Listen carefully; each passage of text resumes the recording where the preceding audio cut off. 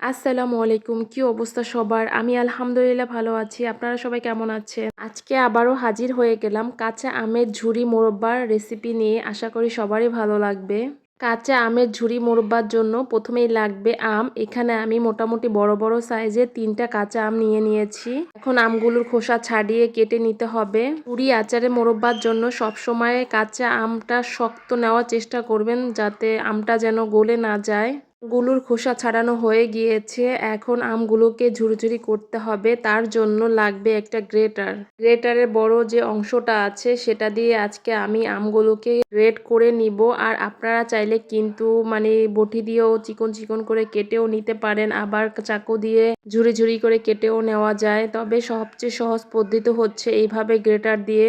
যাই হোক, আমগুলো কিন্তু কুচানো হয়ে গিয়েছে। আর দেখেন সবগুলো ঝুরি আমগুলো কিন্তু একরকম হয়েছে। ঝুরি আমের মধ্যে এখন দিয়ে দিব লবণ। এখানে আমি 1 টেবিল চামচের মতো লবণ দিয়েছি। এখন ভালো করে মিশিয়ে নিয়ে 5 মিনিটের মধ্যে রেখে দিয়েছিলাম। এরপর একটি তাওয়াল নিয়ে সেই তাওয়ালের মধ্যে ঝুরি আমগুলো এভাবে নিয়ে তারপর হচ্ছে চিপড়িয়ে রসটাকে বের করে নিব।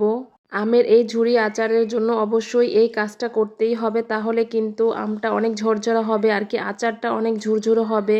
তো দেখতেই পাচ্ছেন কিভাবে আমি আমের রসটাকে চিপড়িয়ে বের করে নিলাম। এখন কিন্তু আমের গায়ে কোনো রকম পানি নেই, পুরোটাই শুকিয়ে গিয়েছে। সবগুলো আম চিপড়ানো হয়ে গিয়েছে। দেখেন কতগুলো রস বের হয়েছে আমের থেকে। তো এইগুলো কিন্তু টক পানিও বলা চলে। এখন সবগুলো এই কাঁচা ঝুরি আমের মধ্যে দিয়ে দিব চিনি। যেহেতু আমের মোরব্বা ঝুরি আচারের মোরব্বা বানাবো, তার জন্য এখানে চিনিটা বেশি লাগবে। তার জন্য আমি 2 কাপ পরিমাণ চিনি দিয়ে দিয়েছি এখানে।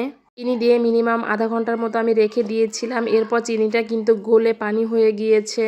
হচ্ছে মেন প্রসেসিং। তো এখন চুলাটা জ্বালিয়ে দিব আর অনবরত নাড়তে থাকবো। যেহেতু কাঁচা আমের ঝুরি মোরব্বার আচার, আর মোরব্বা মানেই হচ্ছে চিনিটাকে বেশি দিতে হবে। তো চিনিটা যেহেতু বেশি দিয়েছি তার জন্য আমটা গলবে না কোনোভাবেই। চিনি যে আঠালো ভাবটা আমটাকে শক্ত করে ফেলবে। মিনিমাম 30 মিনিটের মতো আচারগুলো জাল করে নিয়েছি। তো এখন কিন্তু শিরাটা অনেকটা শুকিয়ে গিয়েছে। আচারটা বানানোর সময় অবশ্যই চুলার আঁচটা মিডিয়াম টু লোয়ে রাখতে হয়, তা না হলে কিন্তু পোড়া লেগে যায়, পোড়া পোড়া একটা গন্ধ চলে আসে। জিরাটা যখন প্রায় শুকিয়ে আসছে তখন একটি তেজপাতাও দিয়ে দিলাম। কোনো মোরব্বা আচারের জন্য চিনিটাই হচ্ছে সবচেয়ে বেশি প্রাধান্য। যত বেশি চিনি দিবেন ততই আচারটা সুন্দর হবে। আচারের শিরাটা কিন্তু প্রায় শুকিয়ে এসেছে। তো আমি চুলাটা অফ করে দিলাম। 1 ঘন্টা পরে আচারটা যখন একবারে ঠান্ডা হয়ে গিয়েছে তখন একটা প্লেটের মধ্যে নিয়ে নিলাম। আর দেখেন কত সুন্দর হয়েছে আচারের কালারটা। একদম ঝুরঝুরা হয়েছে, কোনো গলে যায়নি আচারটা। এবছর কে কে এরকম ঝুরি মোরব্বা আচার বানিয়েছেন অবশ্যই কিন্তু কমেন্টে জানাবেন।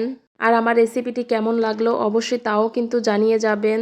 রেসিপিটি ভালো লাগলে অবশ্যই পেজটাকে ফলো দিয়ে রাখবেন। যাই হোক, এরপর আচারগুলো একটি বক্সের মধ্যে রেখে দিলাম। আর এই আচারগুলো মিনিমাম 6 মাস ফ্রিজে রেখে খেতে পারবে। আজকের রেসিপিটি এই পর্যন্তই। সবাই ভালো থাকবেন এবং ভালোবাসা দিবেন, পাশে থাকবেন। আল্লাহ হাফেজ।